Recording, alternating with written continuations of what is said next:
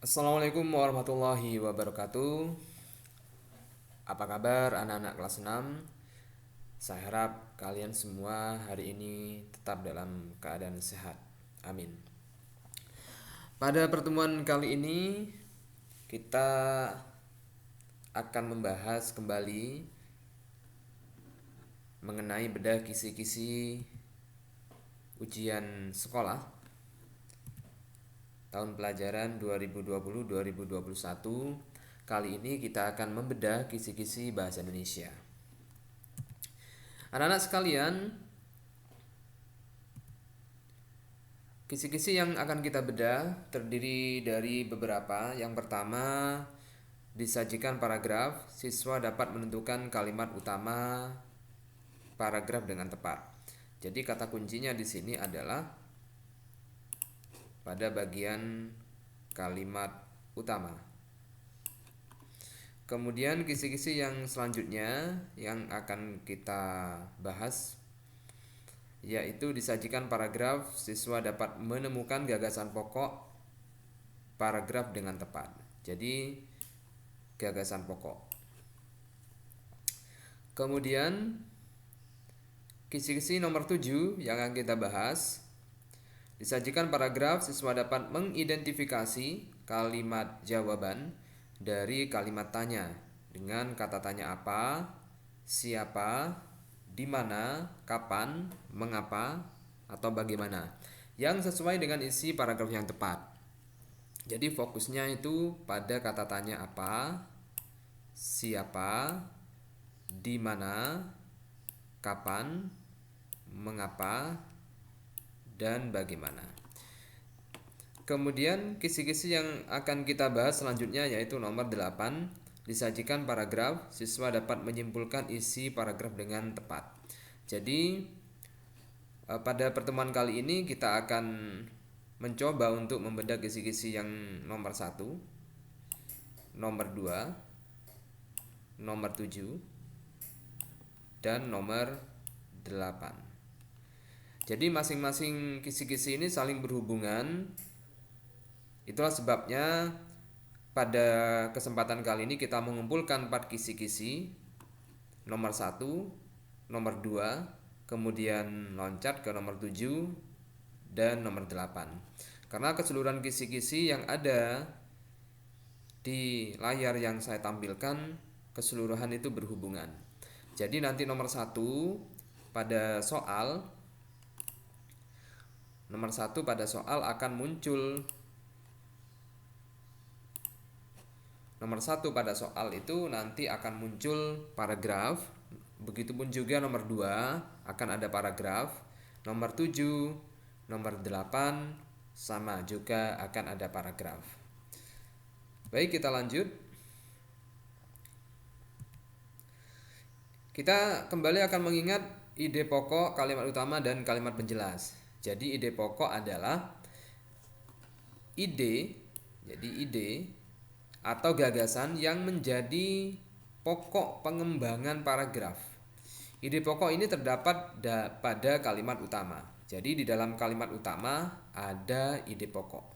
Jika kita ingin mendapatkan ide pokok, kita harus terlebih dahulu mencari kalimat utamanya.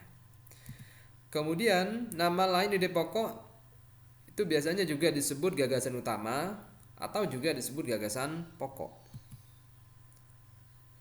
Kalimat utama adalah kalimat yang di dalamnya terdapat ide pokok. Jadi kalimat utama adalah kalimat yang di dalamnya terdapat ide pokok. Jadi kalau ide pokok terdapat di dalam kalimat utama, sedangkan kalimat utama itu kalimat yang di dalamnya terdapat ide pokok paragraf. Selanjutnya, nama lain kalimat utama adalah kalimat topik. Jadi kita tidak perlu bingung antara perbedaan antara ide pokok paragraf dengan kalimat topik. Itu merupakan dua hal yang sama saja. Sama halnya jika kita ditanyakan gagasan utama, gagasan pokok, itu nama lain dari ide pokok, sama saja. Baik, ini ada sebuah bacaan. Dari angkasa luar, bumi terlihat seperti dipenuhi urat nadi. Urat nadi tersebut sesungguhnya merupakan sungai-sungai yang mengalir di bumi, mengalir dari pegunungan-pegunungan hingga bermuara ke laut. Apa yang kamu ketahui tentang sungai? Sepanjang perjalanannya, sungai mengalir dengan membawa air dan sedimen.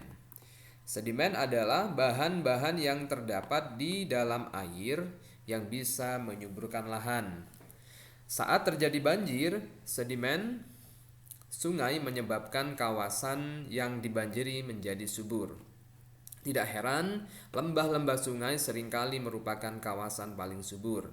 Di lembah-lembah yang subur itu, biasanya kota-kota bermunculan. Sungai menjadi sumber air bersih, terutama di bagian dekat hulu sungai yang airnya belum terkena polusi. Para penduduk sepanjang sungai memanfaatkan air sungai untuk keperluan sehari-hari, seperti untuk air minum, memasak, mencuci, dan mandi. Wah, tetapi jangan bayangkan sungai kotor seperti Ciliwung di Jakarta ya. Anak-anak semua, di sini ada sebuah teks terdiri dari 3 paragraf, 1, 2, 3. Silakan anak-anak pahami teks yang tertera di layar. Kemudian setelah dipahami teksnya, ada 10 pertanyaan yang anak-anak wajib jawab di sini. Nah, jadi ini teksnya, ini pertanyaannya. Pertanyaannya terdiri dari beberapa hal, yaitu menggunakan kata tanya mengapa, kemudian ide pokok, dan lain sebagainya. Bisa anak-anak cek sendiri. Hasil tugas yang sudah anak-anak selesaikan nanti ditulis di buku tulis. Ingat, jawabannya saja yang ditulis, tidak perlu menulis soalnya. Jawaban yang sudah ditulis bisa anak-anak kirim melalui link yang tertera di bawah ini. Begitu ya. Jadi sekali lagi, setelah selesai tugasnya bisa dikirim melalui link yang ada di bawah. Baik anak-anak kelas 6, sampai di sini pertemuan kita untuk hari ini. Jangan lupa segera diselesaikan tugas untuk hari ini agar tidak menumpuk dengan tugas-tugas yang lain maksudnya. Terima kasih atas perhatiannya. Mohon maaf atas segala kekurangan. Wassalamualaikum warahmatullahi wabarakatuh.